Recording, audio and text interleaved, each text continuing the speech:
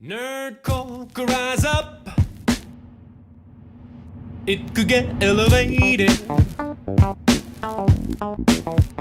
Nerd could rise up.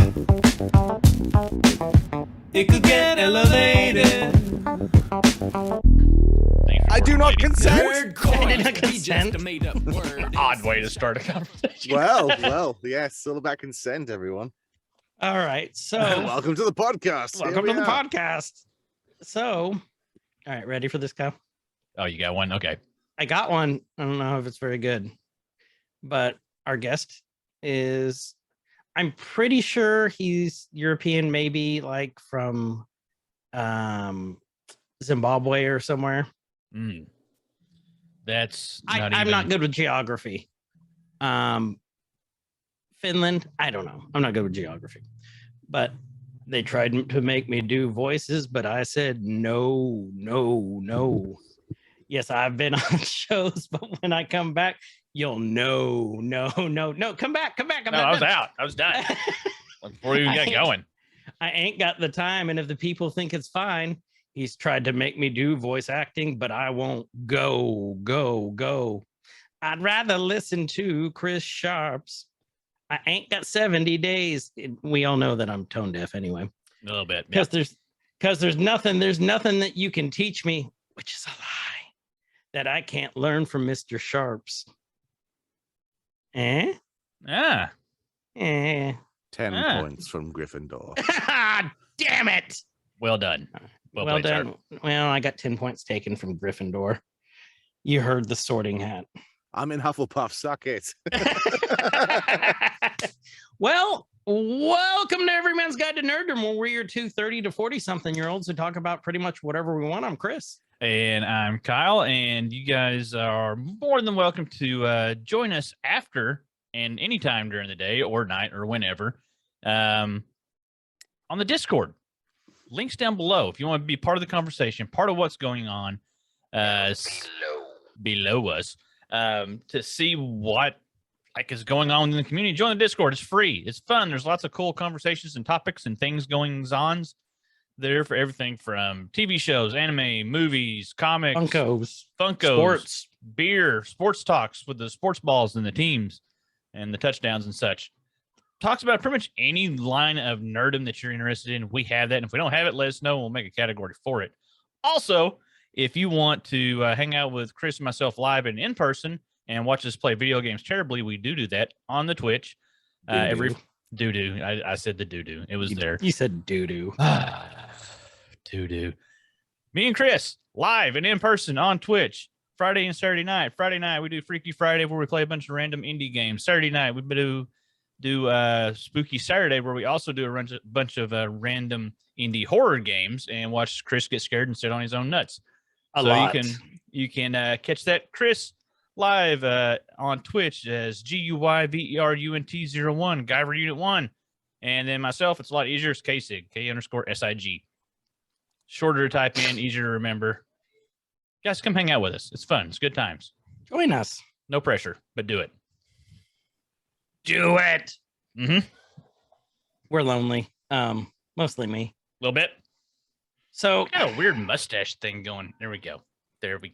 Me I too. used to have a mustache. Oh, So- I'm not trying to rub it in, but Who is that wonderful it voiced man that we hear? sounds amazing. Well, I'm does glad sound you amazing. asked, because here I am. Hello, fellas. Hello. Hello. We have today a very special guest. He's a buddy of mine. He happens to share a name with me. The pregnant pause. He's a buddy of mine. I'm so depressed now. Here's what's just fucking ironic and weird. So you all heard our first episode. Our first guest was supposed to be my good buddy Brad. We lost Brad. But while Brad was still around, he was telling me, dude, I have got this guy. You have got to meet him. I don't know how you guys haven't met yet. You share a name. You both work in IT. You love cartoons, anime, all that kind of stuff, like all the same shit. He introduced us. It's been over. It's my evil twin, because he used to have the beard and I didn't. So he's the evil twin. Mr. you're the- Chris Sharps. You're the Bizarro version then. I am the oh, me look so good. I love you, Turtle Face. Some C Lab references for you. Yes, I love you, Turtle Face. Bizarro. I'm helping. I'm helping you. I love you. Yeah, Mr. Chris Sharps. He is a I believe I said he's Finnish. That's not correct. I believe he's British. Yes, that's correct. But That's I live in the correct. state. I live in the States though, so sort of Now you're just kind of British. British. British. Yeah. British-ish. No, Ish. I was just in the motherland as of a week ago, so I had a little accent reset. So sounds a bit more authentic now versus sounding like what's his face, one of the Osbournes, you know. I forget his name. It's not important. Jack. That's Ozzy? the one. That's Jack? the one. Karen? The less mumbly one that kind of lives between American and British. Yeah. Yeah. So. Old Jack. Old Jack. Oh, Jack. Yeah. Well, Kyle, we've introduced Chris here real quick. Did a quick introduction. Mhm. What are we talking about today? Is it we're a gonna- conversation? we do have conversation. That's a good word to use because we're going to be talking about things with voices, voice acting, voiceovers, voice talent, however you want to word that. And our guest happens to be in that line of work as well. So that's it's something that, you know, off of, I almost said off stream, off of the show, we've talked, Chris and myself, that's, you know, my Chris. We have talked about several times. He's my Chris now. Okay. Listen to that voice. Yeah, I'm We'll his do now. every other weekend, and you can have Christmas if I get Thanksgiving, and then we'll just share him. With Two me, every day is a Christmases, best day Christmas. ever. Yeah, the Christmas. If I keep eating, it's going to be more of a Christmas. Yes, that's post-pandemic or all Christmas. That is 100%. Yeah, I'm with you on that. I'm really surprised at the power of these buttons on this shirt. And they're really, I don't know They're what they're made stretching. out of. By the power of Grayskull, close my shirt. Okay. Yeah, this is something we've talked about. I mean, just the nerdiness, the things that we talk about, like voice acting was bound to come up. We talked about it a lot in the last episode. Yeah. About, you know, when we talked about Futurama and the revival and all that, and John DiMaggio and the whole thing that's going on there with him and the crew and what may or may come of that. And so this is an episode that is a very long time coming, that we've wanted to do, a realm of nerdom that we are infinitely interested in and have never been able to take part in. We love know, it, though. Other than appreciating it. So yeah, that's where we're going with it this week. So you guys stick around for that because it's gonna be fun. It better be fun. You better make it fun. Chris's. Chriseseseses. Yep. C squared. C squared. CS squared. C, yes. The So, Mr. Chris, why don't you start Yes. off by telling us about yourself, who you are, what your background is, what do you do? Well, I mean, I obviously for the purpose of this, yes, I am a voice actor. I've done this for about 5 years now. In the lovely realm of Maryland, Baltimore, north thereof, and I've done all sorts of stuff really. Now I'll start from here because with the burning question, yes, I have a day job, full day job. I have a lot of very talented friends that can do this full time, but that's where I'm at right now. And yeah, I'm really bad at introductions, so we're going to start there as a launching point. As like I've said my name and broke into a flop sweat. Over to you, Chris, because I have no idea where to go from here. All right, so here's where we'll go from here. You've gone over how long you've done it. How did you get started in voice acting? Like what prompted it? So I think everyone wants a creative outlet. Some people have, you'll read stories of, it was my dream to be an actor. I'm like, it wasn't my dream. I didn't really start at that point really, but I always enjoyed sort of acting bits, but never got to do the big acting stuff in middle school, high school, and stuff. And here's the cliche bit: I was really good at voices, and that's when it started. Yeah, that's the usual cliche thing. He sounds amazing. But then I just started messing around a bit, and then I was like, you know what? Pick up a microphone to see if I can just start playing around a bit with this, and then made a little space, started some freelancer sites, and like, well, I'd like to make a bit of money of this because I don't really want to do podcasts or because I just don't know what to do on podcasts. I would sit there. You guys have a plan. I would be, well, 2 hours of me staring at the ceiling. I don't know what to do really. But things like that or Twitch stuff. I've tried Twitch. I'm not very good at Twitch. I just kind of stare up into space. It's not really ideal. But freelancing was trying to make a bit of money for me at first, and then I kind of stopped doing that, and then wanted to get a bit more serious with it. So kind of started taking some classes and stuff, and schmoozing a bit on Facebook with some professional groups, and it kind of all went from there, really. All right. Right on. Very cool. It's really cute that you think that we have any sort of plan for this show. No, I realized as I started talking, it's like, podcasts are crap. That's not what I meant. Just to No. You don't have to say that. We say that about our own podcast. It was more so that it wasn't like a goal of mine at first to sort of start with an audience in mind, if that makes sense. It was more so like, let's play around with it, let's see if anyone bites, and then kind of for your own amusement. Well, it's like stuff, there's a lot of dubs and stuff and free work online that people put a lot of effort into, and it's just not something that really held my interest. But some of those things had become big things, like Red versus Blue became huge and became Rooster Teeth, so you never know. So shame on me for saying that, but it was more so to sort of say, could I start with it and turn a creative thing into sort of maybe a business? That was kind of the beginning bit, and mixing it with actual creative passions that I already had. Right. Well, that's awesome. You had the background in acting, and if I understood correctly, like you did some through high school. As you're younger, not a lot though, really. I was like Greek boy number 7 that would run on and bow during some of the Odyssey. And we were like, oh, you're back from war. Oh, you're Greek boy number 7. I was number 6. Yes. Wow. Kyle, you outdid Chris. Exactly.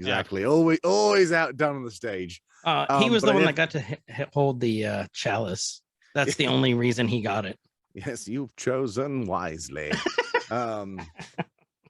But legitimately, it's one of the things where I never really got to do it as much as I thought I did. I thought, because you always have the 2 or 3 super talented guys that got everything. Right. And I guess I just like, well, I'm not going to try because I'm 12 and I don't care. And and then when it comes, I think it's just I like to show off. I think that's what it really stems down to, is even in a conversation, I tend to just make people laugh. It's just because entertaining is just something I do. People find it horrendously annoying in some conversations, but it is just what I do. It's always kind of like just to liven up stuff, really. It's kind of the basis of everything. Sure. This is kind of an offshoot of that, but now I do it to no one, which is a bit sad. But, so were you like in school, were you the class clown? Were you kind of the sort of yeah? I think I wouldn't say, I would say, yeah, for lack of a better term, yes, yeah. But you're always the guy, like at the party, that walks in and you announce yourself. Yeah, I usually have a bullhorn or something and just scare people. Yeah, or throw a brick through the window with my name on it. Yeah, I did that to Kyle. Yeah, I mean, after the first arrest, I kind of changed my tactics a bit, but it was really good. But no, it's that. It's just. I think life of the party, but I'm older and depressed and more jaded these days. So maybe it's just life. I don't know. Wait, Kyle, you feeling that? That's just hitting me right in the face there. But you're older, old, jaded, and depressed. Yep. Yeah, you're on the right show, buddy. Okay, good. Welcome, thank God. Thank brother. God, yes, brother. Yeah. See, that's really cool. It's I love hearing our guests backgrounds on how they got started on doing something. And that's the whole point of this show, Chris, is that we like to, if someone likes something, Yeah, we'll talk about it. Like Yeah. we're gonna have an episode about planners. That's one, because that's actually a huge community. as in like the little books. Yes, it's in the little books, and they're big books now. Oh, and they're because big books. I'm yeah, sorry, God. because based off Medium-sized books. There's all kinds of sizes. How, right, how dare you size judge me? it doesn't matter the size of the book. It matters how much you write in it. Well, that's the thing. In a digital age, I find that not surprising, because people do like, analog stuff in general. Just prefer it than Google Calendar stuff. Which Oh, yeah. Yeah. Well, and based off of what my wife spends a year on those, Yes. I can tell you it's big business. Yeah. It's big business, man. Yeah, we just hit on anything that people have an interest in, and I just we both kind of feel like this realm of nerdiness is something that a lot of our listeners, and us included, are mostly us are very interested in. Just talking to someone that's done it and that's doing it, and just what that's like. We see the end product, or we see a little bit here, in the things that we watch in interviews and director's cuts, or documentaries. I know that voice, Right. But like, we rarely get the opportunity to talk to somebody that actually does it. No, we never get that opportunity. So it's an interesting thing, because there's different realms. It's kind of a good talking point, because I watched that documentary too, and it's like there's different realms. I'm not sure how familiar you, the audience, are, but I'll kind of give you a quick rundown. There's the non-union world, and there's the SAG-AFTRA world, which is the official Screen Actors Guild. No, Association. that's the one that Kyle and I would be in. We'd Yeah. be in the student one, because we're like, yeah, we're in that one. But basically, the vast majority of stuff you see on YouTube, or people, most commercials these days are non-union. Mhm. Most LA centric, or stuff on TV is, if it's on TV, it's basically Screen Actors Guild stuff. And it's different worlds as far as opportunity goes, money, but it's also one of those things kind of drew me to it, is like, is it because want to do stuff on TV? Is this like a bridge to do on screen stuff? I don't know. But it's a lot easier to sort of get in here and start messing around and poke about and do some stuff, versus doing screen tests. And then 2 years of the pandemic obviously didn't help anything. No. We'll touch on that a bit later, but it's having your own space where you can record and send out, and because of the internet's just so much better than in the last 20 years. It's just just exponentially quicker. You can do a lot more now without having to be in these places. So it's kind of one of those things too.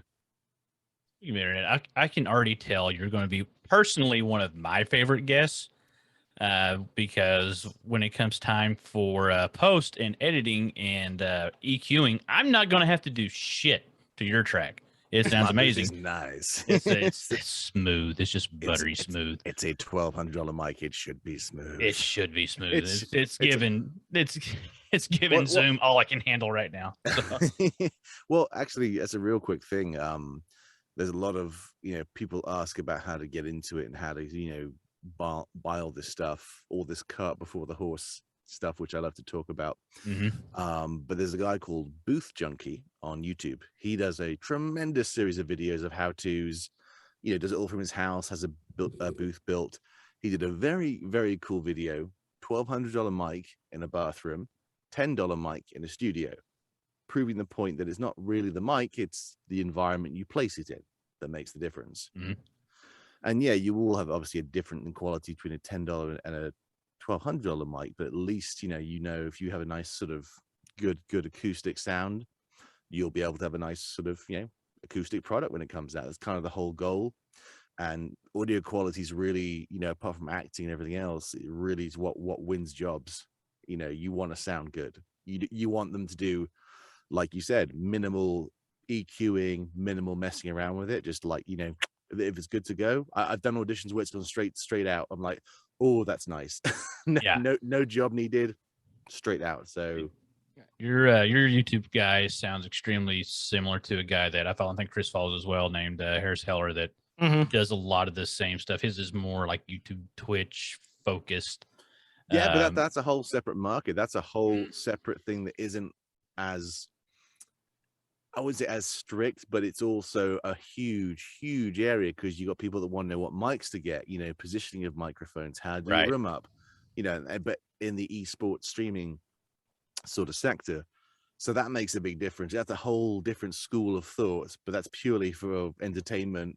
But again, monetizing is the goal, I imagine. Some streamers do it for fun, but most want to make some money off of it, because you see the ninjas of the world who are the exception, but in general, most don't make a tremendous amount of money doing it. It's just just for funsies, really.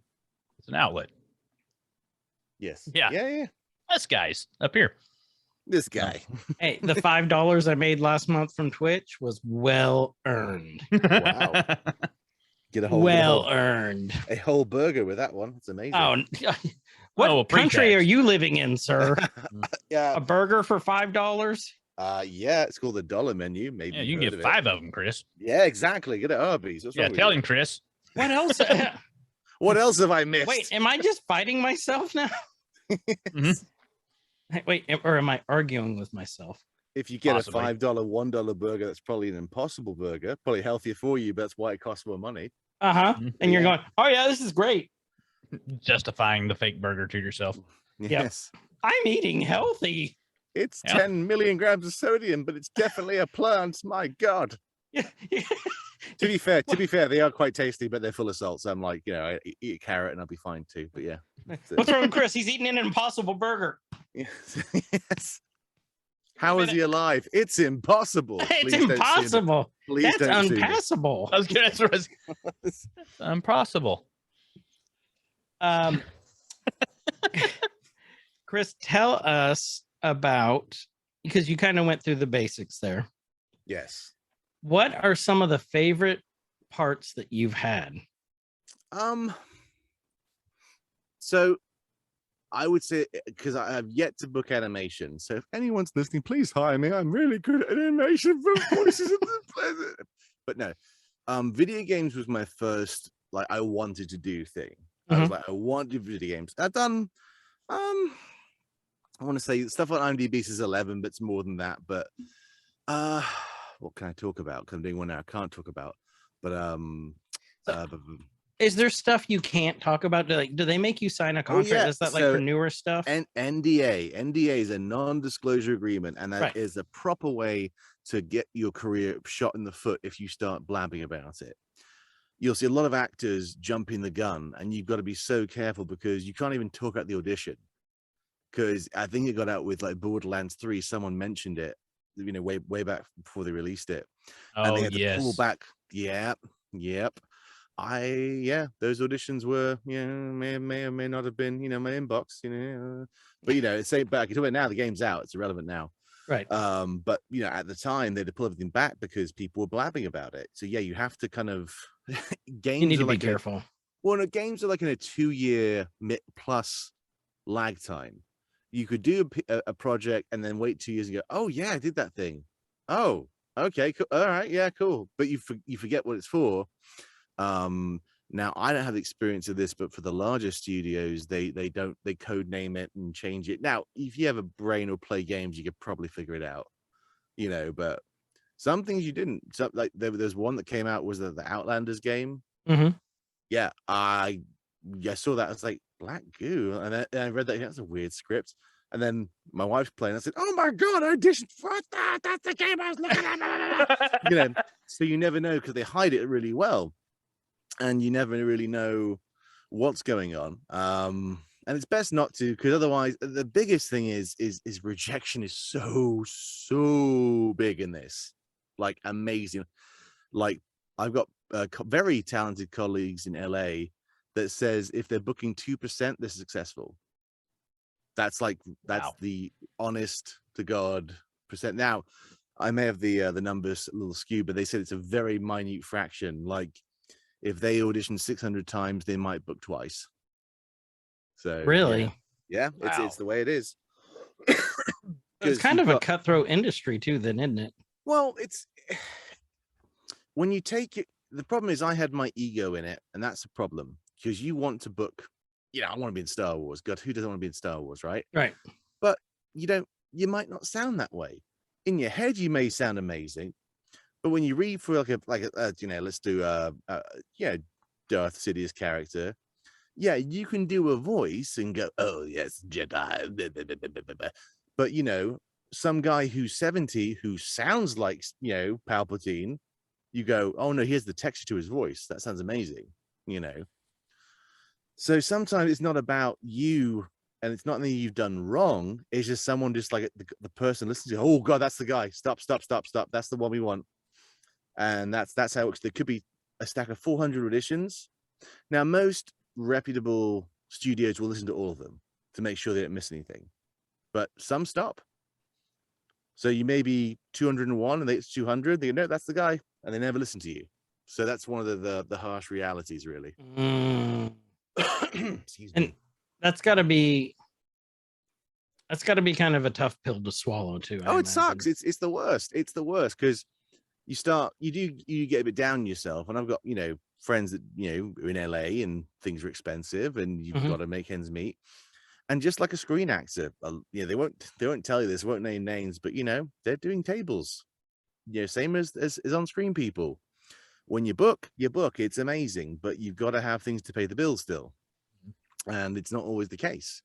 Now, there are the select few that make a tremendous amount of money and do very well for themselves. So it just depends on, how lucky you are, how talented you are.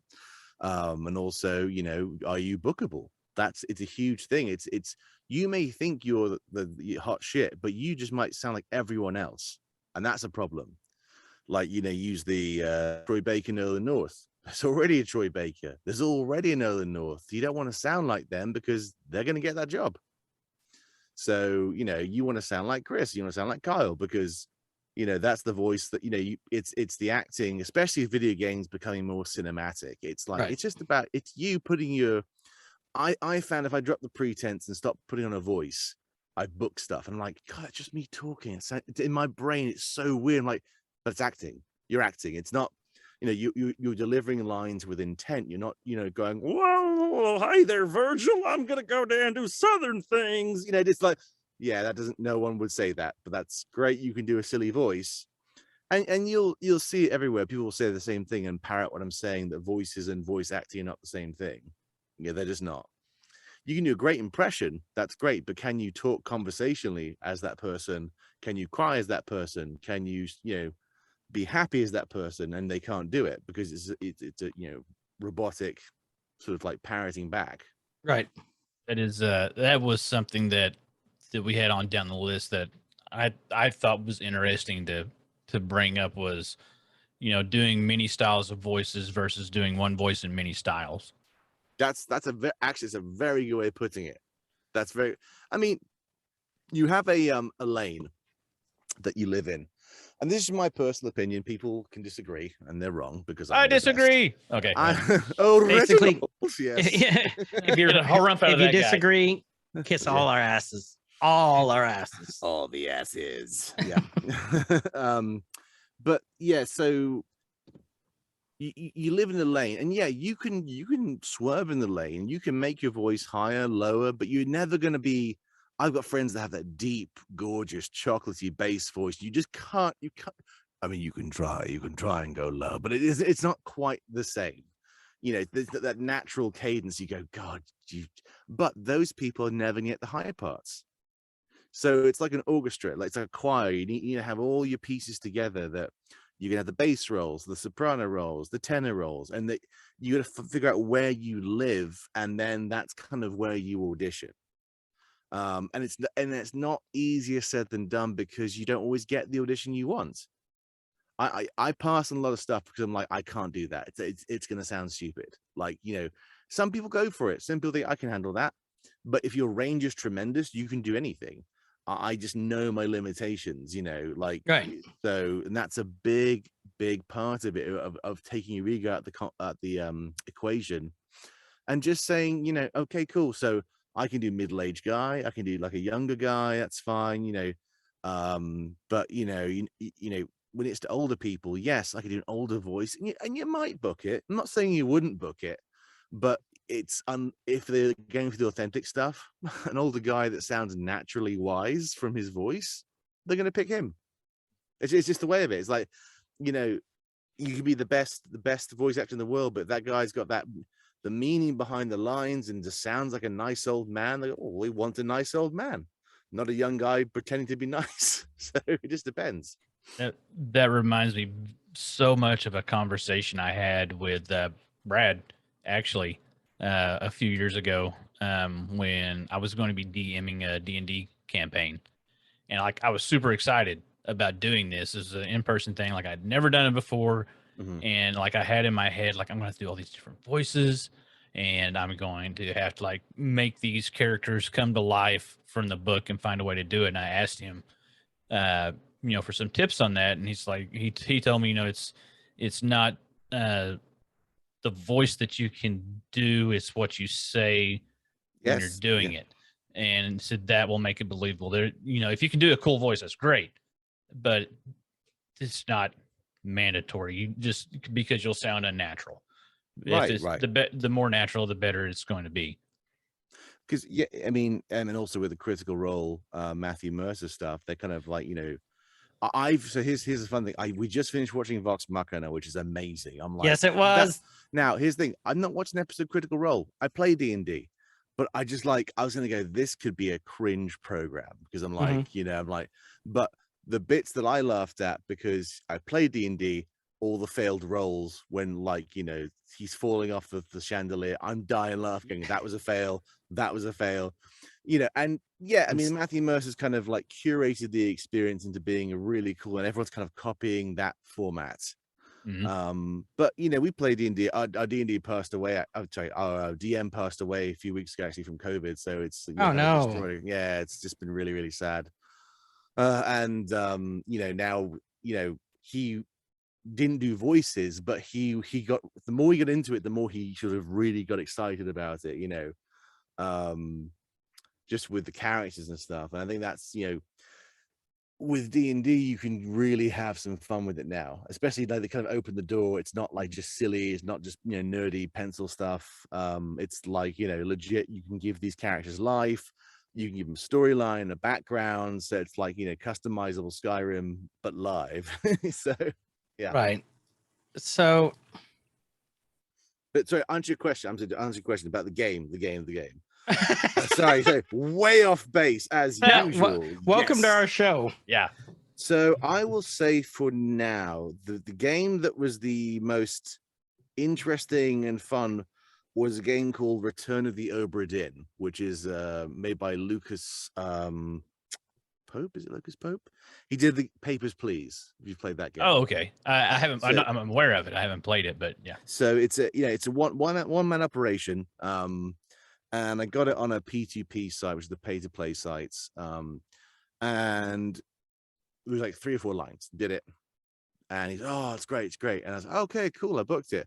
And then a year went by. I was like, oh, another 8 months went by, and I said, hey, you still, you know, need anything else from me? If I make sure. And he goes, actually, I've replaced you. And I was like, oh, my feelings. Oh, because I was beginning this out, and that really hurt my feelings. And that's something you have to get over. Recasting's a real thing. And that's from feelings. Yeah. I have only one feeling left. Yeah. But like, literally from indie level to AAA studios, recasting is a thing. You can do a whole job and be recast. And it's happened with on-screen people. It's not fair. It's the way the industry works. Or a producer comes in and goes, this sounds like shit. Sorry. No, get someone else. Sounds like my ex-girlfriend. Sounds like my, you know, my boyfriend. Sorry. Nope. And that's a real thing. So it could come down to just like pettiness like that. Absolutely, completely. It's vocal superficialness almost. It's weird. Or they just go, nope, I just don't like it, and that's it. Or in the AAA LA world, you know, they want to have the big name attached. So Right. in comes the TV guy who may sound terrible because they're not very good at voiceover, and there it is. Too bad, so sad. But over it anyway. So went on a bit, and I was like, oh, whatever, got over it. And then he emailed me back like 3 months later saying, actually, the other guy can't do what you did, so I put you back in. I was like, and at that point, I was like, whatever, I don't care anymore. And then when I heard it in the game, I'm like, oh, that didn't even sound like me. Fantastic, that was great. And that was one of the first. That was the first. I think because that was the biggest one. But my other biggest experience, I said the other one was actually with Brad. Brad got me onto a project for Lord of the Rings, and it was cool as shit. Samwise. Yeah, got to be Samwise Gamgee, but not movie Samwise because it was suable. They say you have to be you Samwise. So it's like, coming, Mr. Frodo. Oh no, it was just, a bit more bumbling, but it worked it really well. And a bunch of the riders of Rohan and stuff. So lots of big gruff guys going, taste my spear and all that sort of stuff. So you were, and this is the Lord of the Rings, the living card game. That's the one. Yes. Yep. Which is free, by the way, on Xbox Go. Yep. Oh, nice. And I also did the some of the expansions. I think I did some of the narration for the. It was someone. His comb was missing in a stable. It was a whole detective thing. I did a bunch of the bandits and.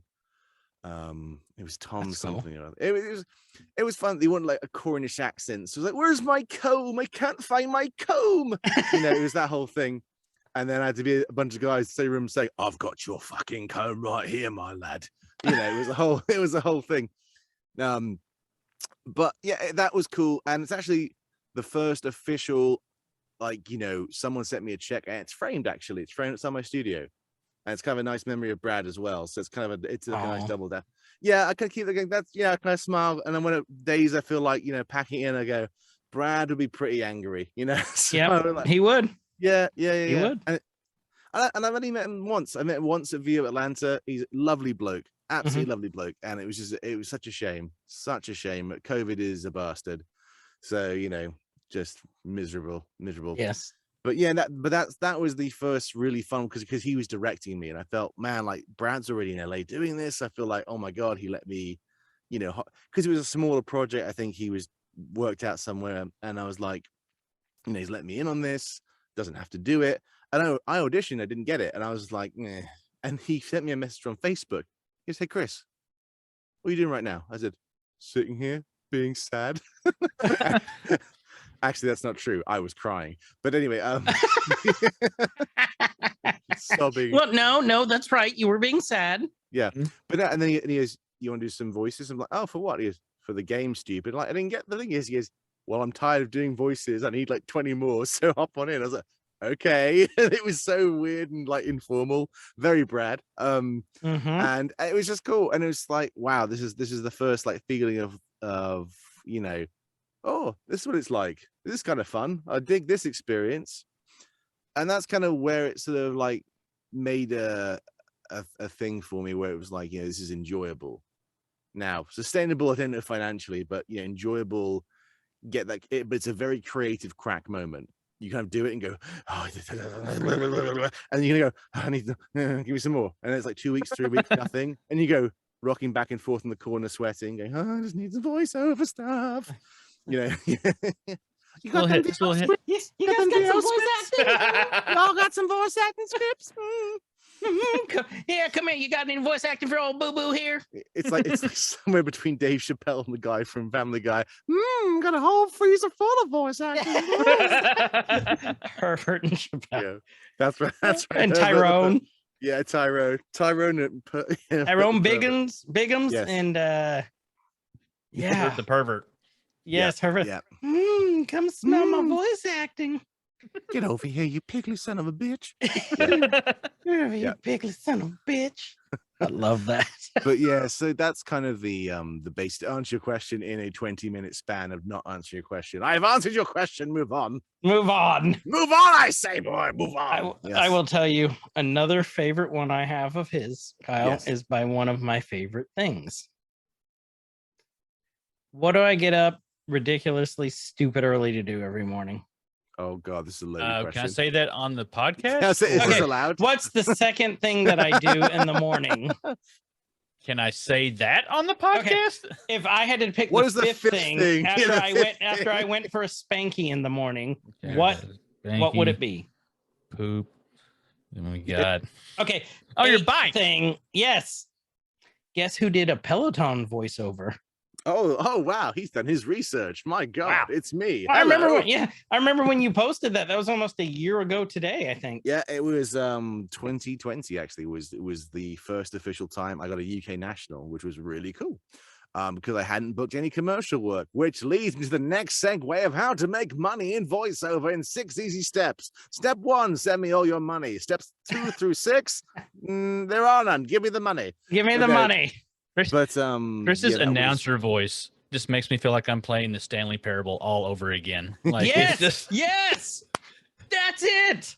I've been as soon as it hits, like, oh god, I'm going back through the room again, and I got to follow the yellow line, and the door's not the door. Yeah, that's Maybe it's like maybe we should hire Chris to do a voiceover intro for our podcast. Oh, I could just do it for you. That's fine. I'm Oh no, we'll pay you. We've got like no, $3. he's already said great. I made $5 last month off of Twitch. Then I will charge you 6. That's the way of life. Damn it. That's gonna take me Now- 6 months on Twitch. Now we're in the hole more. Damn it, Chris, you ruined us. Damn it.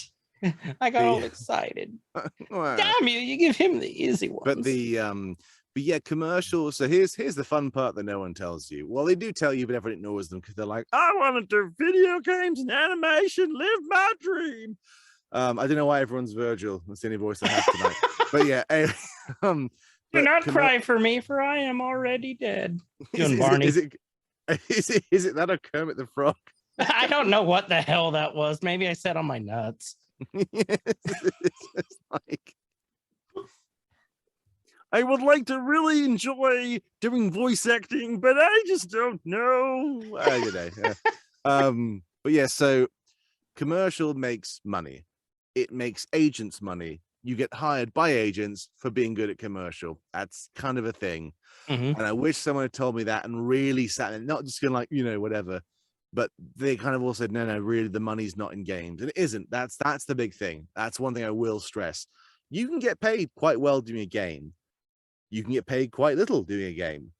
It's nothing compared to booking a commercial. And these aren't the 1980s rates where it's $400,000 for 10. It's not that. But it's, the rates do vary. You get pretty good usage depending on what you do. There are some very lowball commercials, and you want to watch out for those because they can completely torpedo you. Because there's such thing as conflicts in voiceover. So you can do an ad for drink company, and it says pay you nothing or pay you a really insulting amount, and then it says you can't do drinks for next 2 years, and you're like, no. Now pay me 6 figures and we'll talk about it. And that's how it used to be. But now it seems to be backsliding and the rates are very much, plummeting still. So it's kind of hard to navigate. And then you add AI, which is fucking everyone. So because AI now, 20 minutes, they can sound like chills from YouTube, which is great. Burger King foot lettuce. So that's really good. Would you know? Number one, AI is getting better. They're all jokes aside, it is getting better. But I've noticed my wife watched a lot of the World of Warcraft sort of reviewed it videos and stuff. But everything is a question. What is great about World of Warcraft? I don't know. It sounds like a person that's asking questions endlessly. I'm like, that's not how people speak. But once they fix it, it's going to get harder and harder to tell. And the companies that don't want to spend money, they'll use that product, guaranteed. Which kills a whole sector of work for a lot of people that kind of hunt through those companies. So it's kind of it's an interesting time. Which kind of will bring us into another section here in a little bit too. I'm trying to think of how to word this next one. We'll go to this one, then we'll go to this other one. I'm thinking how to word this. Who have you worked with that have been your favorite people to work with? So here's the other fun thing. Apart from Brad, obviously, but he was directing me. you don't really get to work with people. It's all recorded by yourself, or you're in a separate session.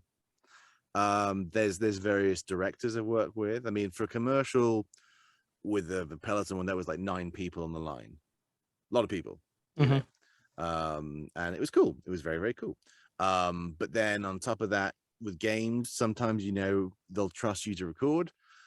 I've done stuff with what are they called? I think Apocalypse Studios. They're like they did a game called oh my goodness, it's not called Oh My Goodness.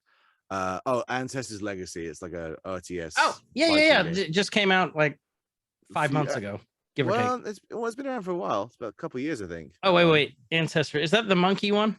No. This is like Vikings and stuff. This is like 3 or 4 years ago. Forget what the idiot said. Yes, yes, there's but you know, I mean, I work with them, and it's you know, usually it's the director with you. And I did the World War III recently, which was kind of a fun.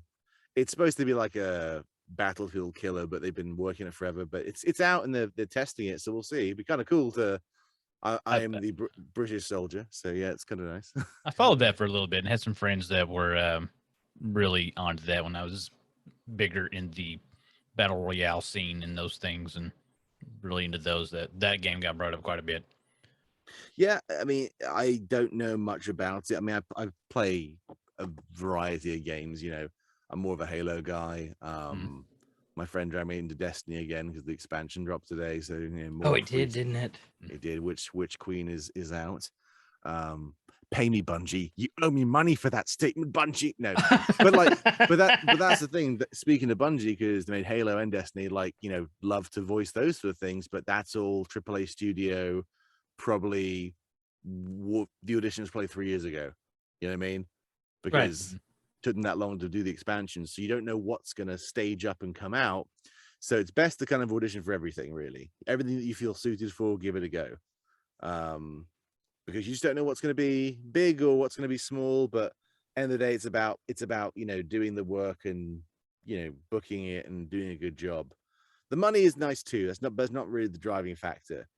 You know, you can do, if you want to make money, you can do it with e-learning, you can do it with narration, you can do it with government recordings, all sorts of things you could do. But I think I like to suffer for the art. I like doing the games and stuff and the fun stuff. The commercials are cool. If I could put more of those, I would be very happy. But you know, it's, again, you can't control it, because you know, thousands of people that are talented and more talented are recording and sending the same thing too. And you know, you got to stick out in a pile of 1,000 people. It's tough. It's tough. Oh wow. So that kind of answered another one of my questions, because you know, you'll see like the behind the scenes from, like, let's say like Disney when they're recording and there's like 5 actors in the same room. It's not like that. Well, there's the thing. So video games animation, there's a definite slice between them two. Animation is ensemble. Absolutely. Now that's union animation, as in the stuff in Disney and the stuff you see. Non-union, because you can be recording around the world. I think still, yeah, because the smaller projects, they tend to be recorded separately. But that's not always the case. You can do some ensemble stuff, but you know, that's always the dream, to work with like 5 people and play off each other, because that's a whole different level of acting, because you're reacting in real time. You're not reading Janine jumps off, you know, react. It's actually someone screaming next to you. You know, oh my god, and it's more organic, and it's more fun as well. I'm sure. I would love to do that one day. Hire Chris. Yes, please. Disney, please. Better Disney. sounding Chris. I'm Hire very that close. Chris. Yes. Yeah. The one with the silky smooth voice, and not the I sat on my nuts, I'm a 12-year-old boy voice. Yeah. There's probably a market for that somewhere. Like some games. Child. Oh, help me, senpai. Yeah. Well, I know there is. Okay, anyway. Wait, no, not that one. Not that one. Wrong one. I won't be tricked again. For the 4th time. The lawsuit's still pending. Yes, it is. But yeah, it's an interesting thing. I mean, I've got friends that do it full time and they're killing it, and it's great. But it's definitely ebbs and flows. Even when you're at the top of the chain, there's ebbs and flows. You know, I think that it can be famine or feast for full-time voice actors. Whether they want that to admit that to you or not, that's up to them. But from people I've talked to, sometimes, they're out killing it, and some people kill it all the time and make crap tons of money. So, exceptions. But people starting out, you really shouldn't expect to make much money. You should work, because it takes time to get you, like anything, you got to build your craft up, make your product good, and, work on your delivery and stuff. Then the equipment costs, you can break the bank, but you got to build it up and build the booth and I had a closet, then I had sound blankets and PVC, like sort of frame thing. And now I built this guy until we moved from this house. So, and this thing is paid for itself. This thing cost $1,800 to build, but I had to build it, and it was extremely heavy. Well, and let's talk about that for a minute, because that was one of our questions.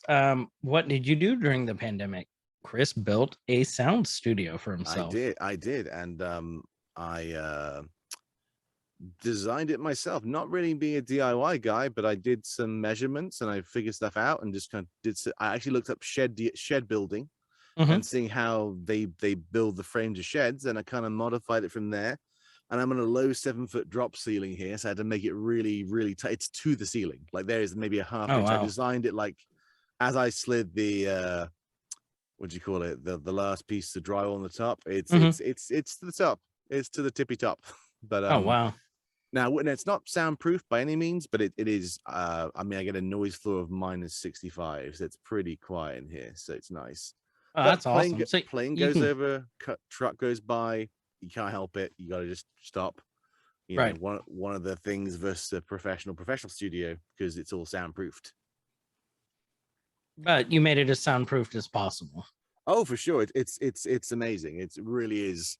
And it's paid for itself. It really has. Like the minute I did this, I seem to book more now. Call that coincidence, or call that, the stand up. My this bar stool I'm sitting on is not treating my backside very well. So there's the quote of the show for you. Chris's butthole hurts. Yeah, well, thanks. Yeah, that's nice too. I was talking about mine, but wasn't what I was going for. But that's good. Now the world knows the truth. It's okay. That's the truth about the bar stool. They had to know. But yeah, so yeah, I built during the pandemic, and I get bored. I'm very much like a shark. I have to keep swimming, have to keep doing stuff, because I'm a project-based person, and I idle and I get bored. So yeah, no, it's worked out very well. It's worked out very, very well. I got a ventilation thing with like PC fans and like some long tubing, but it's very slow because I had to keep it down so it wouldn't be heard on microphone.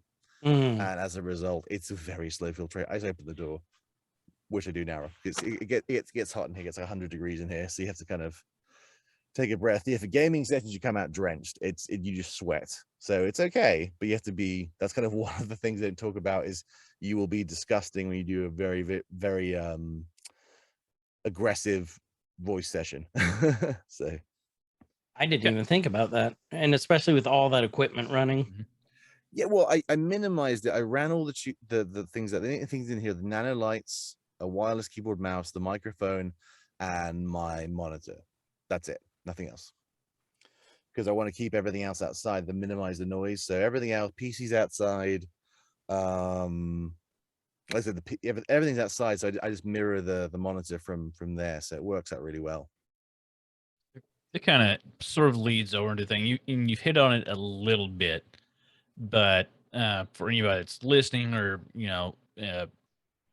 somebody that's wanting to get started in this, they hear this, or they've thought about it for a long time, and Yes.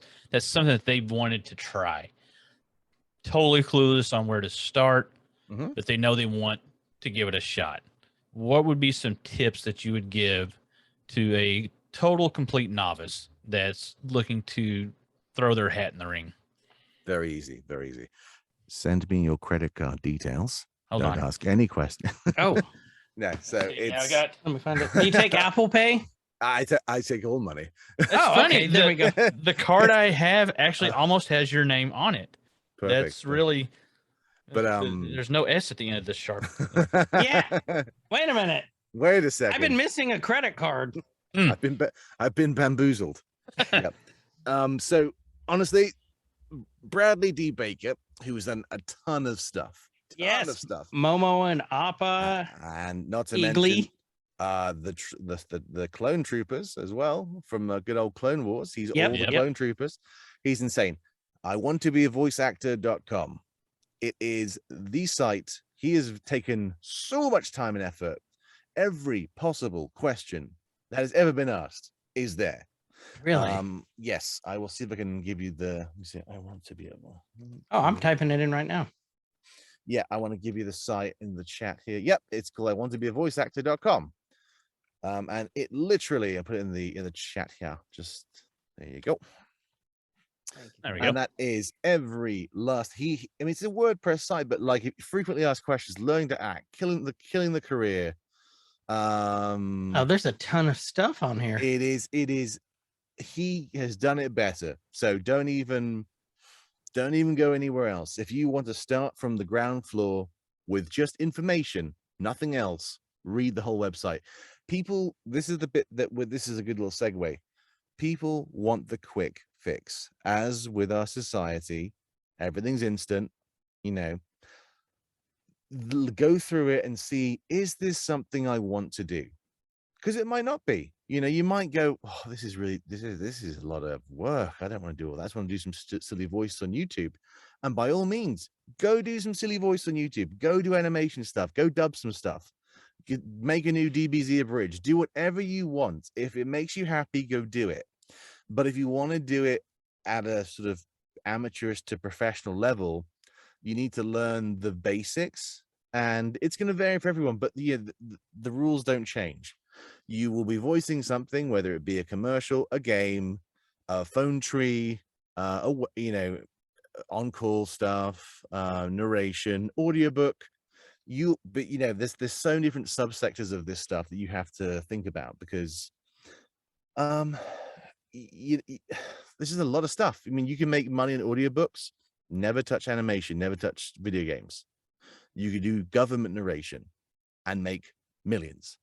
It's boring, but you can do it. So, I think that's the biggest thing, is the misconception of, do you want it because it's fun, or are you making it a business? Therefore, do you care about video games animation? That's an important thing to ask yourself. Very cool. That website is money. I will recommend it to everyone. It's a great website. It's a great resource, and it's free for the price of free. I seriously can't believe in how much is on this thing. Oh, it's insane. And he's updated it too, because the last time I looked at it, there was not a tab saying killing your career, which means they've added some Hollywood pitfall stuff, which is great, because people in LA make mistakes too. Right.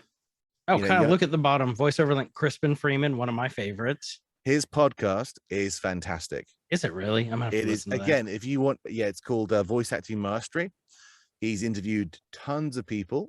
He's gone through his own acting journey, and he's just pleasant to listen to. His voice is just so nice. It's just like, oh, it's so dreamy to listen to him. So, Andy's howl. Yeah, exactly. but when you look at it, actually, he goes into how he never thought he'd do this. He's a stage actor. So when he got cast for Helsing in New York, not to give anything too much away, but he was like, well, what is this? So he kind of was one of the pioneers of, Western dubbing for anime in the 90s. And, he does stuff now, but people that realize, without him doing his stuff, would anime be as popular? I don't know, because he didn't have the exposure to it. So I can see that. Yeah, no, it's a big thing. People forget. Greg Ellis. Mm-hmm. It's just okay. I'm gonna have to look at this later. Yeah, have a look. It's really good. It's just get superb lost in website. it. Yeah, no, you can 2-3 hours. You won't finish it. But there's so much here. Mm-hmm. I have to read it when I'm not doing this. And when then we're the interviewing podcast someone, was silence for 2 hours. Yeah, we're just like, what happened? Shut up! I'm reading. Hold on, we're reading. Or you finish page Oh, turning. Yeah, but yeah, that's the ground floor as far as I'm concerned. because that resource, you have to do all that work to find out that stuff and then get all the LA insight if you're looking to move to LA as well. Mm-hmm. You just don't find it anywhere because people lie. They lie to what you're saying, the iceberg effect. People only see the success. They don't see, someone books an anime role, it's a big one. Mm-hmm. I got some colleagues that were in Demon Slayer and stuff, and I was like, oh, good for them. But you don't hear about, I cried myself to sleep because I didn't money, and you don't hear about all the bad times, as social media likes to make everything look like nice and shiny. So you got to think about that stuff. Is like, LA is expensive. Do you want to live in LA? Should you live in LA? You could probably make money from your house doing it. Like, there's lots of questions to ask. There's no correct answer, but what do you want to do? If it's for fun, do it for fun. If it's a business, make a plan. Hearing Or the try. way that you've talked about the industry and working with others and things, and this was something that I think I've always kind of picked up on, which it seems like for the most part, which I know it can be 100%, that the community of actors, voice actors, is a fairly supportive community. Would I be wrong of that assumption? Like, Oh yeah, no. That's you saying very supportive?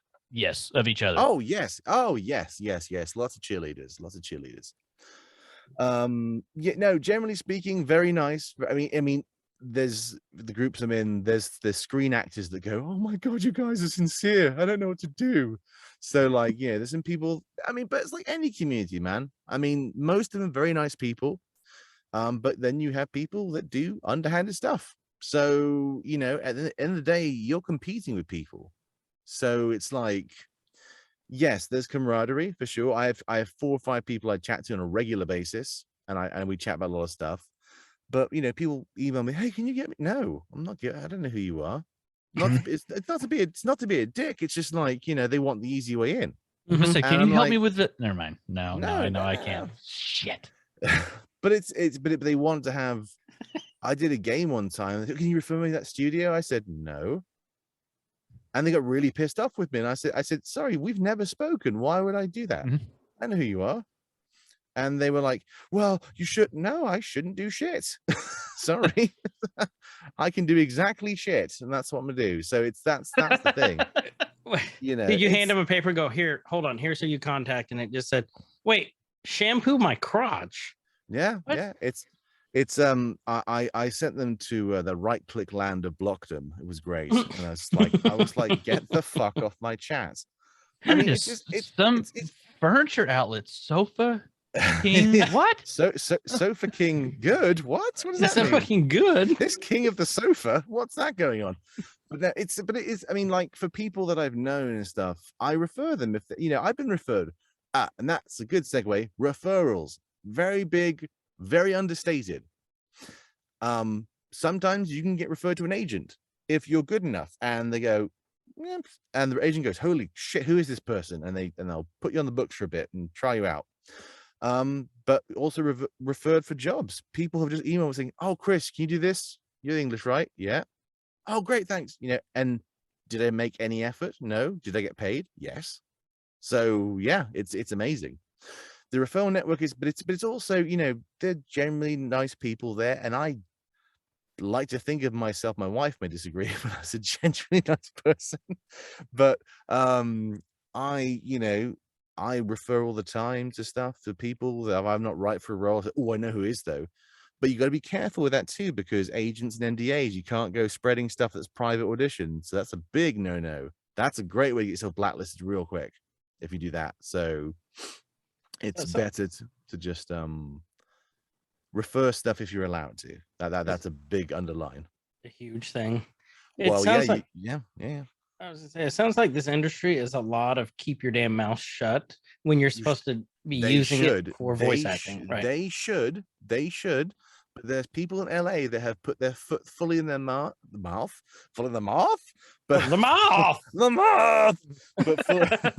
help me. Yeah, so fully in their mouth. So you got to be smart.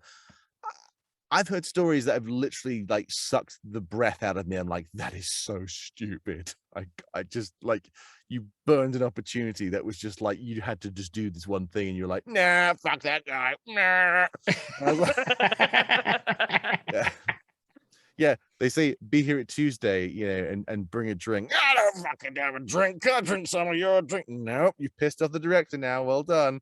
And it's small, weird stuff. Like, I'm speaking to some directors too. A lot of actors don't show up. They just don't show up. They just don't. Screen actors, especially, because they think voiceover is somehow beneath them a bit in some ways, don't show up. So, show up, kids. I think that's one of the rules. 90% of it showing up, or half it showing up. It's true. It's true. That's so weird to me. I mean, I could see that, but it's just so odd to me. Like, because I'm the kind of person, you know, you commit to something, Right? you do it.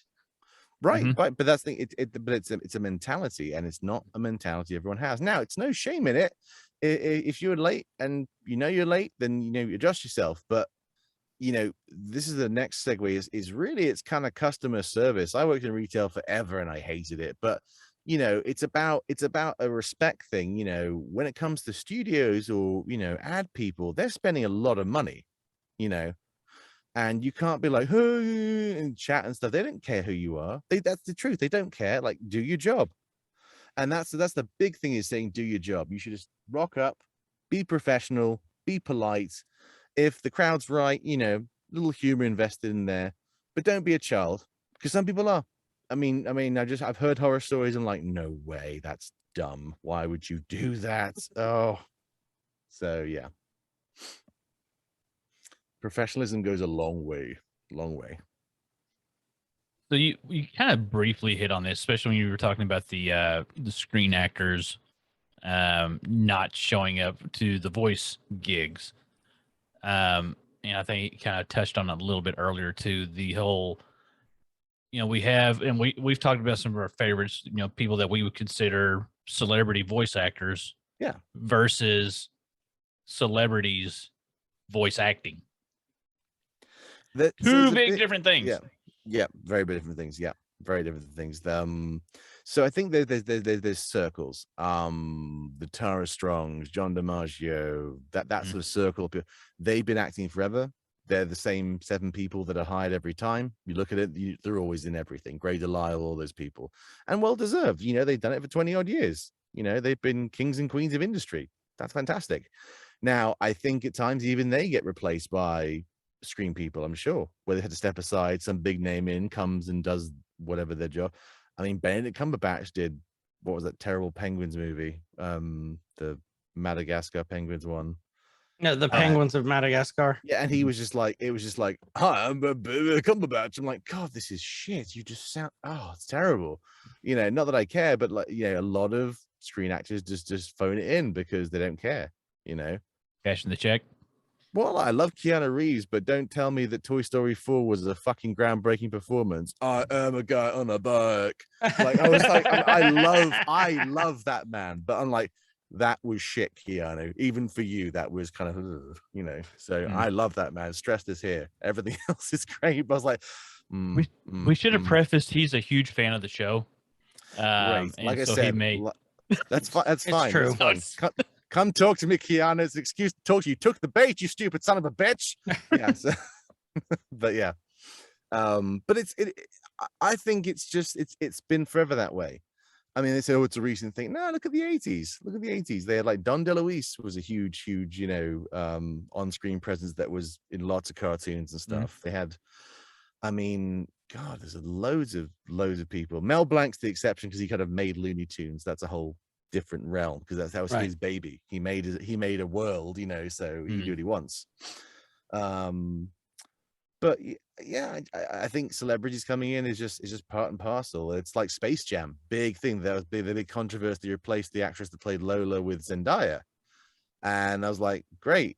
I don't care Zendaya is Lola Bunny. I'd prefer to hear Lola Bunny's voice because that's everyone else's voice is the same. So why is this not the same? You know, so but they don't care. They want the name. They want the name. That's what put bums in seats. So sometimes it is very unfair. But again, I have no concept of this. I don't live in LA, so that's one big thing I want to stress. That I'm talking with third party stories here as far as that goes. But it's the truth. It's the truth of the matter. I mean, you talk to any actor in LA, it's just it's tough. It's very tough.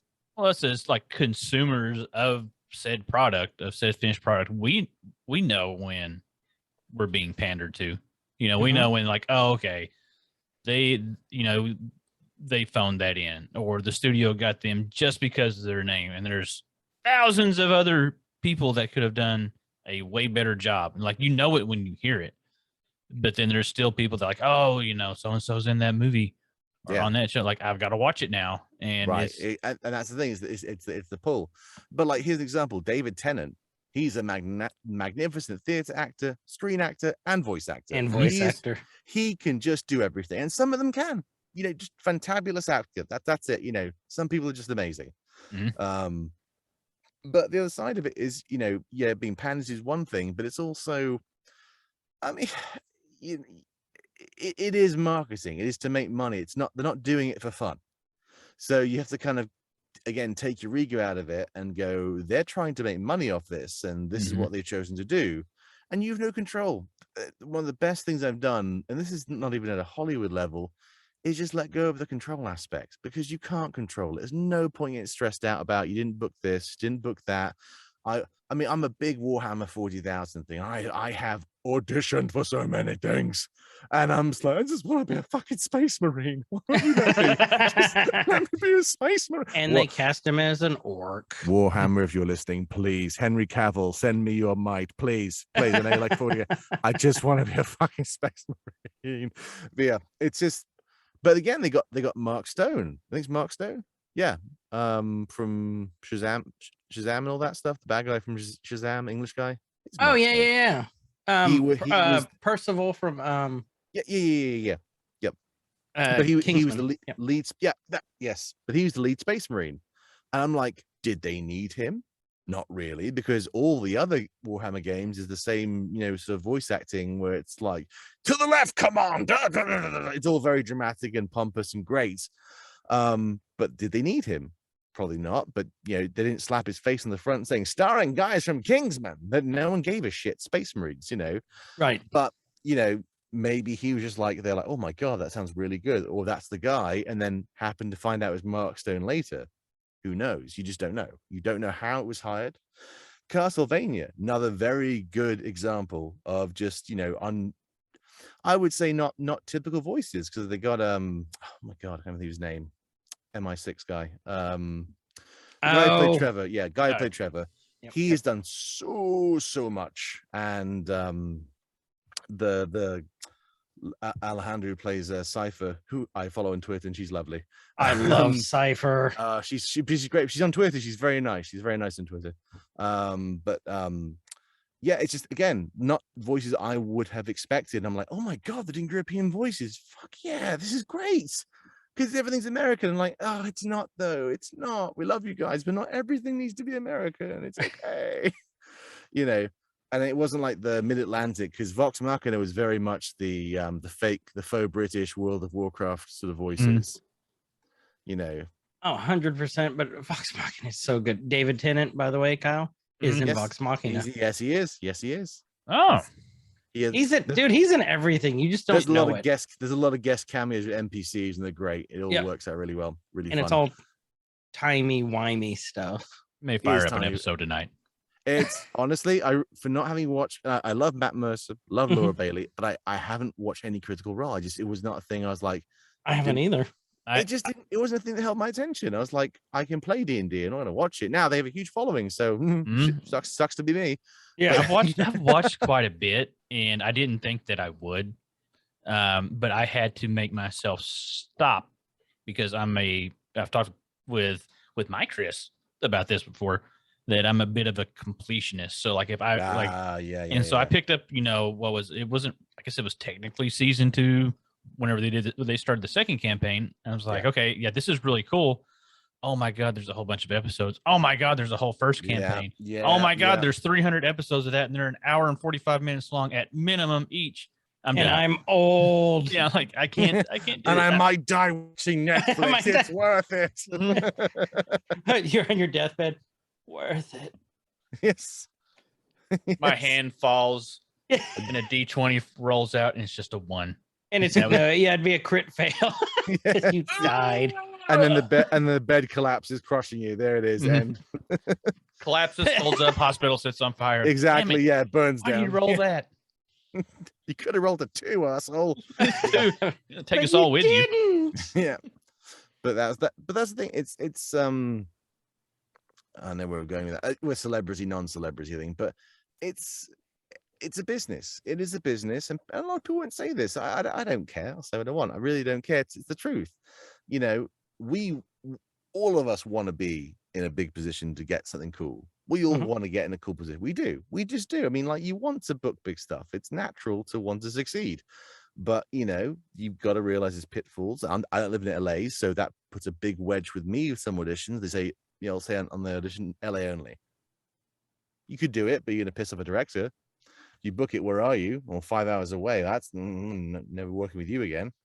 Now, you could get lucky and they're like, all right, fly out tomorrow. Okay. You know, so it depends. It just depends. I booked an LA thing for a game called Shadowverse. It's like a card game. But I couldn't get out there. And I was like, Really? I asked it remotely, and I ran the price. It would have cost me more than the job was worth. I'm like, this is not worth the Not worth it. It just was at the time. It wasn't. No. Even though it's a really cool game. Yeah, but that's the thing. I got to do Lord of the Rings instead. So I'm like, all right, one door opens, one door closes. I'm like, cool. You know, so it's just depending on how you look at it, really. Actually, Lord of the Rings was a much better choice anyway. Right. My opinion, because you were Samwise. Well, it's an No IP one I can like. take that from you. No. Exactly. Or his 5th breakfast. Yes, yes. But it's more so the fact that it was an IP I liked. You know, didn't plan it, but I'm like, oh my god, I'm in an IP I like. That's awesome. You know, and I would like to do more IPs. You know, like Star Wars or Halo or whatever. And I'm like, God, those would be cool. You know, but can't force it. So. But if you're listening for real, please hire me. But yeah. Yeah. You know, I mean, there was a rumor at one time that the new Grand Theft Auto may possibly be set in England. I think they moved to Florida now, though, which is I have yet to get that audition, because it'll be like Jason Statham just driving around going, oh, I'm gonna kill you, I'm gonna shoot you in the face. Oh, Jason Statham, transporter. Yeah, all that stuff. You know, that is the worst idea ever for a Grand Theft Auto, because it's going to be all retirees in the game. They've done Florida. They did Vice City. I know, yeah, Vice City was great. It was Yeah, great. but I'm Vice saying City was amazing. But now, like, it's just going to be the retirees. True. Like, you're not going to steal could be cars from them. You're amazing. going to push them off their walkers or their rascals. Grand Theft Auto, Snowbird City. What? What? Mortimer! Grand Theft Hover Round. Grand Theft Segway. Grand Theft Segway. Grand Theft No, Rascal. Grand Theft Golf Cars. Holy shit. Your in-game phone's a jitterbug, and you're just like, Let me just whip this out real quick. Oh. We're God. having way too much fun with this right now. Yeah. oh god. But yes, that's kind of a roundabout, not really answering your question, but that's all you're getting. So the question, sorry. No, we appreciate More than we had. That's all I'm going to provide. and we appreciate it. Yes. Kyle, what do you got next on this? Because I'm like, there's a reason we have a show flow, and Kyle did this one. He's done the past couple ones. He's done a great job on it. But typical us fashion, we're all over it. That's all right. That's all right. Checking And- boxes as you go. That's We fine. kind of hit all the main things that We we did. wanted to hit. That we wanted to hit.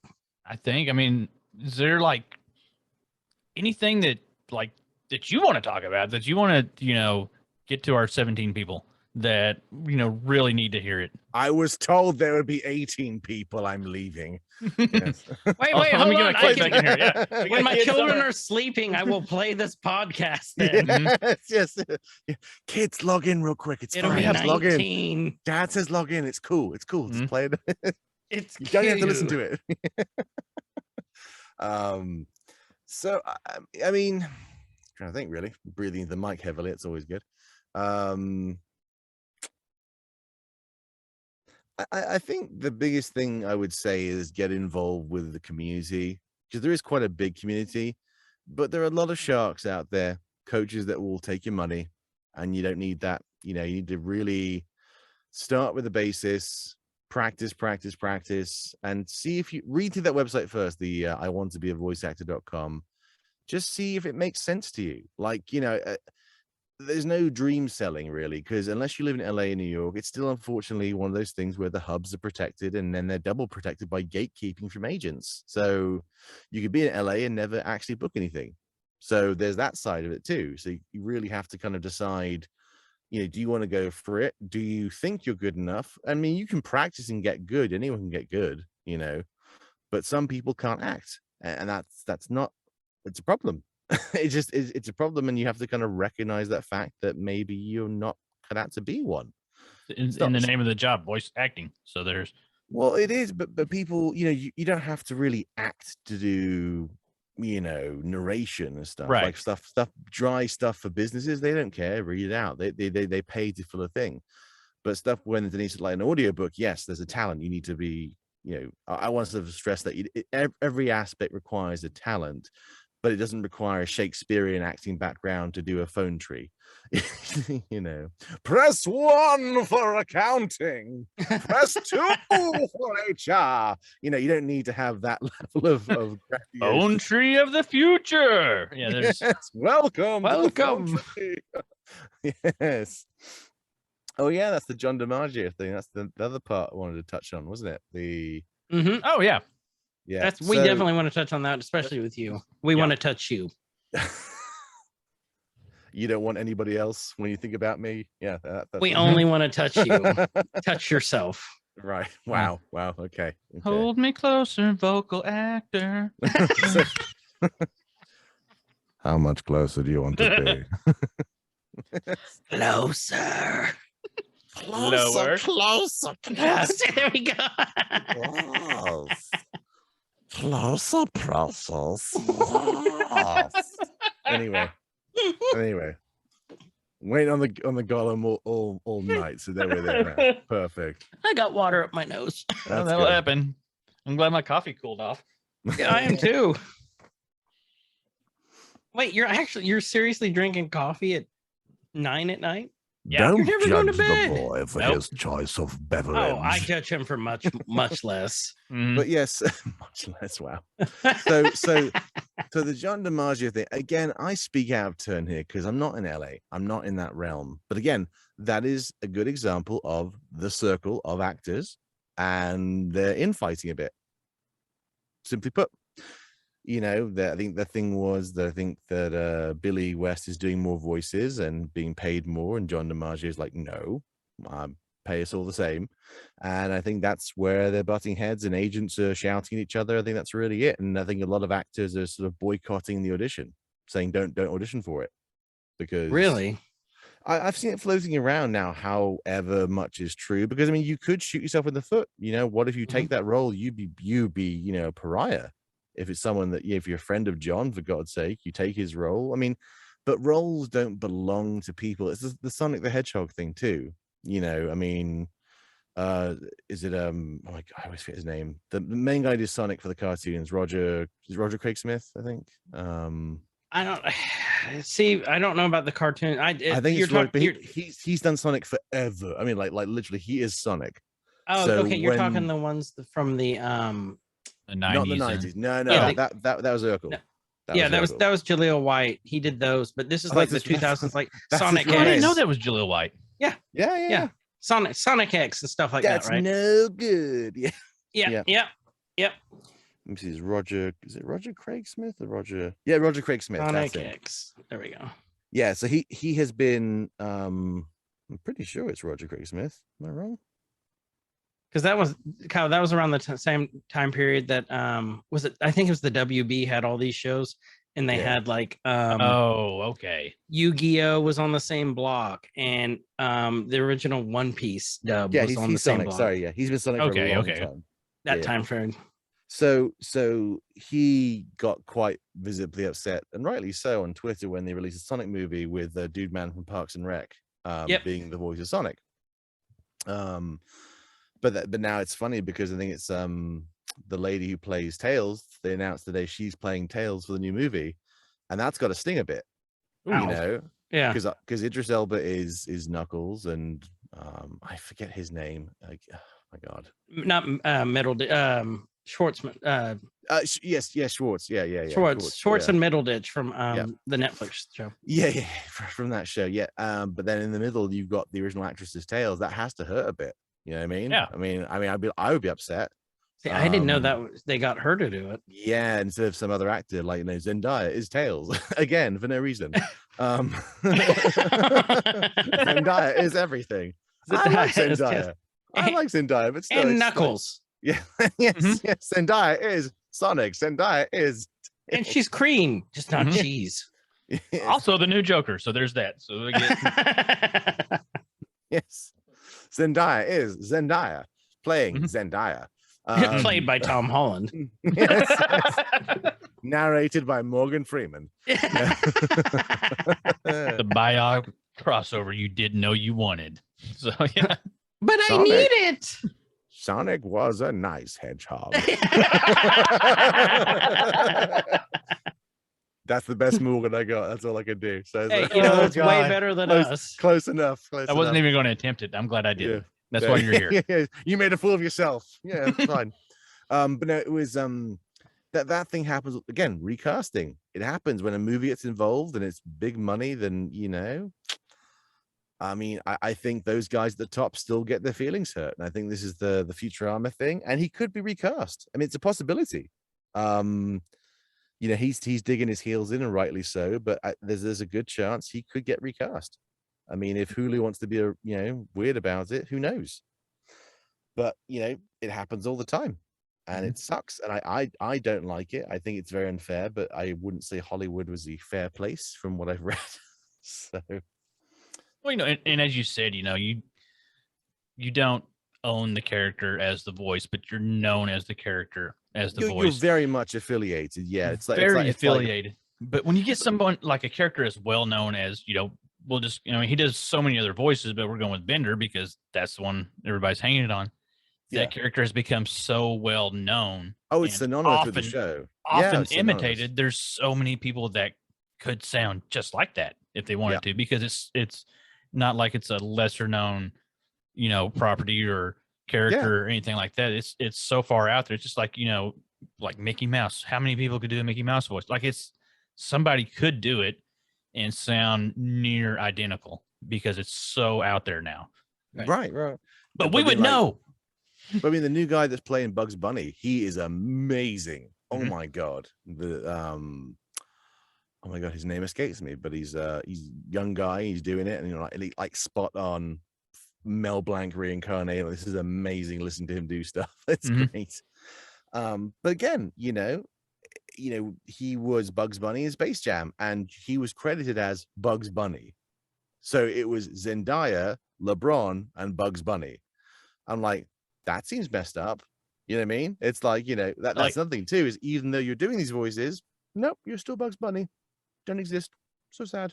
You know, which again has got to hurt a bit not to be on the front page with your name, because you're not a quote unquote celebrity. You're just you know, doing the voice, which is BS at a high level. Because you're the name. I don't agree with it. I think it's very unfair. But I think that's just the way that it is done, is the way it is handled, because the animation is seen as something lesser than full screen movie making, which I don't understand, because I think it's probably, if not more demanding.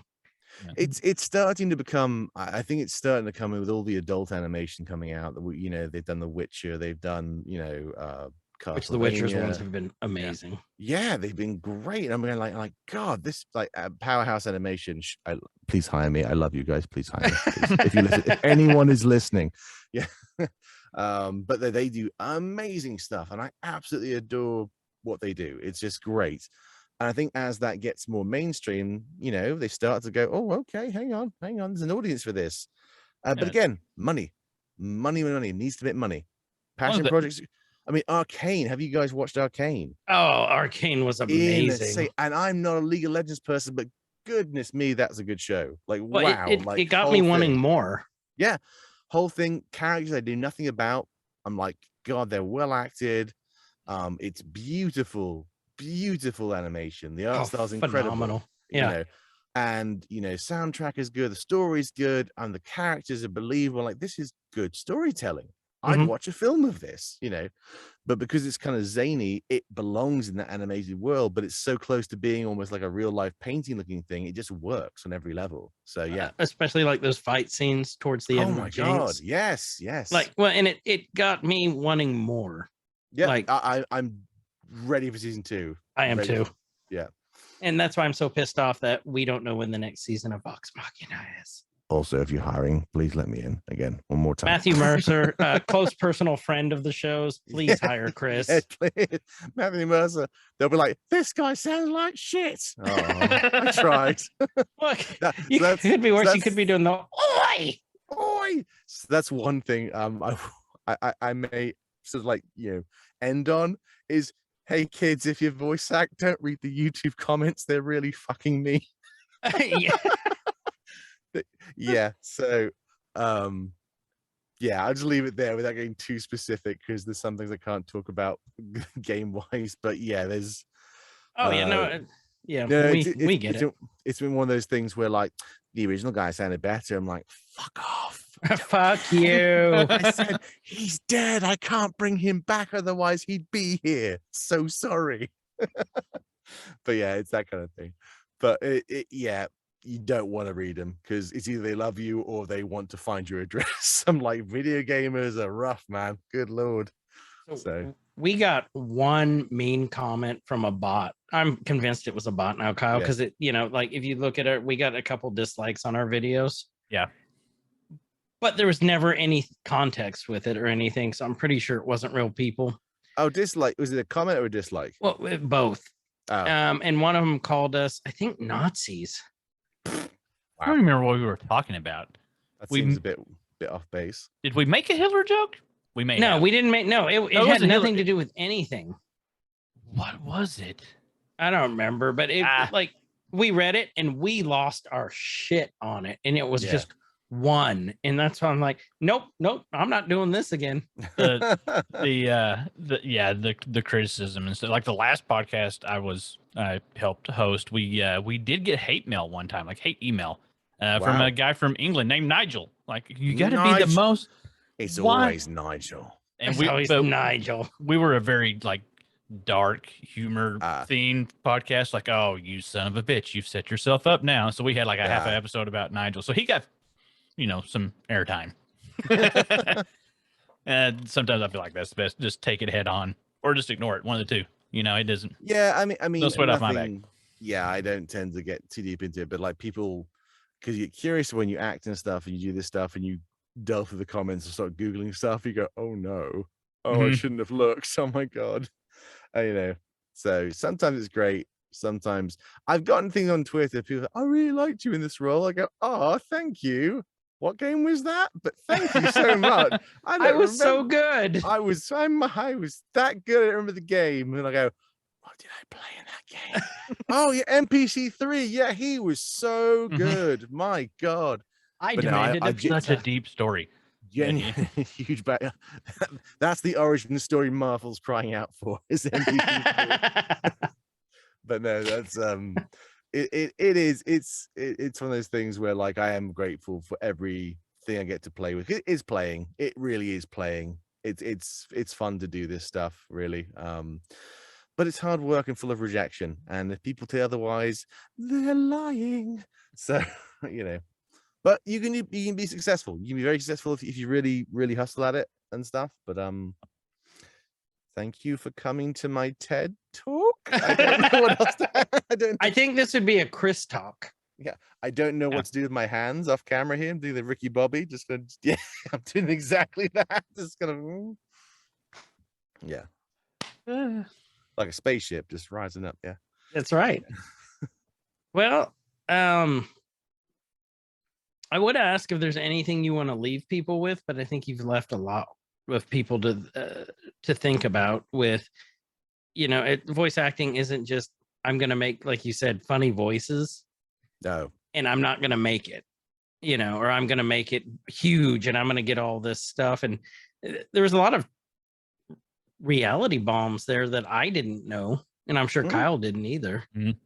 And I knew all of it. It's I knew not everything. to scare anyone off. It's not to, dissuade someone. I will never say to anyone, don't do anything. If you think you can do it, go for it. It's better to try it and fail than not to do it. You know what I mean? So if you're curious, you want to try, but it's just a lot. There are some realities you're not told going in, and I'm not even at a level where I think he's, I'm professional, yes, but not, rolling with the LA big dogs and stuff, which, some people say, is not the same as, being a successful commercial actor in New York, different worlds. So it depends on what you want to do. That's really going to dictate how you're going to move around, and how much you're going to try, and kind of go from there. Really, that's the best thing I can say, is just sort of like plan what you'd like to do and don't ignore advice. If you ignore advice and do what you want, then you're just not going to go anywhere. So yeah. Deep thoughts with Chris. And also It's Chris. 10:17 And also on the East Chris. Coast. And With then Smooth Jazz with Chris and Chris and And Kyle. Chris. And This is CKC. CKC. Mhm. And Kyle. Yeah. Still better than Dingo and Baby in the morning. So Dingo and the baby. Depression by Calvin Klein. I'm Jenny. Dingo and the baby. Dingo and the baby. Well, Chris, thank you I know it's Yes. getting late there and you got work too. And I thank do. you so much for taking Thank you. It was out. fun. It was fun. Just come talk to us, dude. Like, Yeah. you're always welcome back on this show Mhm. for all soon to be 19 people that listen. Yes. When yes, I play for the kids, for the Mhm. kids. Yeah. for the I do it for the children. Make Do sure it for they the listen children. on their own devices so we get count for that spin. Yes. Oh yeah, that's true too. Yeah. Buy a bunch of burner phones and just set them up in the room. 400,000 views is amazing. It's like, yeah, and then Lily's gonna look at it and she goes, "Hey, why did we spend $2,000 at Best Buy? Don't worry about it. You're not going to college anyway. It's fine. That's for No the one children. likes you.